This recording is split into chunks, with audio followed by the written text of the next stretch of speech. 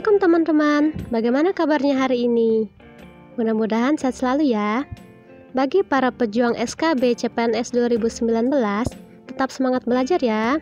Walaupun jadwal SKB-nya belum bisa ditentukan, tapi kita harus tetap belajar teman-teman, karena belajar itu tidak mengenal batas waktu. Oke, di video kali ini aku mau bahas soal persiapan SKB CPNS 2019 untuk formasi guru agama Islam. Mana nih teman-teman yang ngambil formasi guru agama Islam? Langsung simak videonya ya. Langsung kita ke soal. Soal nomor 1. Keharusan adanya catatan pernikahan merupakan usaha reaktualisasi hukum Islam dalam bentuk A. Formulatif, B. Definitif, C. Akumulatif, D. Administratif. Jawabannya adalah D. Administratif. Soal selanjutnya. Soal nomor 2. Secara etimologis, hukum Arab adalah itsbatun syai'in ala syai'in. Artinya adalah A. Memutuskan suatu perkara berdasarkan suatu aturan, B. Memutuskan suatu perkara berdasarkan suatu kesepakatan, C. Memutuskan suatu perkara berdasarkan suatu kasus, D. Memutuskan suatu perkara berdasarkan suatu keinginan.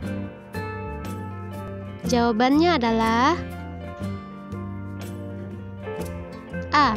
Memutuskan suatu perkara berdasarkan suatu aturan. Soal berikutnya. Soal nomor 3.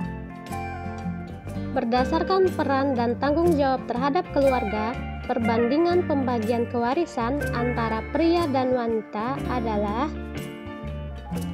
A. 2:3, B.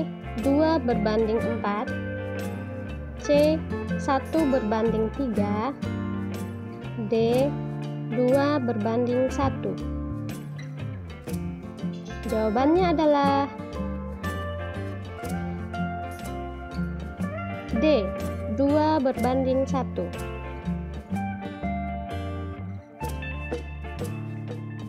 Soal berikutnya. Soal nomor 4. Al-hadits yang tidak terdapat kecacatan dalam sanad dan matannya disebut hadits A. Marfu, B. Shahih, C. Mutawatir, D. Ahad.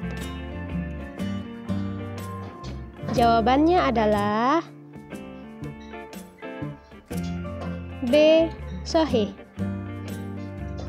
Lanjut. Soal nomor 5. Kewajiban zakat terdapat dalam Al-Quran surah A. Al-Ma'idah ayat 183, B. Al-Baqarah ayat 193, C. Ali Imran ayat 73, D. At-Taubah ayat 103. Jawabannya adalah D. At-Taubah ayat 103. Soal selanjutnya. Soal nomor 6. Salah satu kitab tafsir kontemporer adalah A. At-Tabatabai, B. Al-Jalalain, C. Al-Baqilani, D. At-Tabari. Jawabannya adalah A. At-Tabatabai. Soal selanjutnya. Soal nomor 7.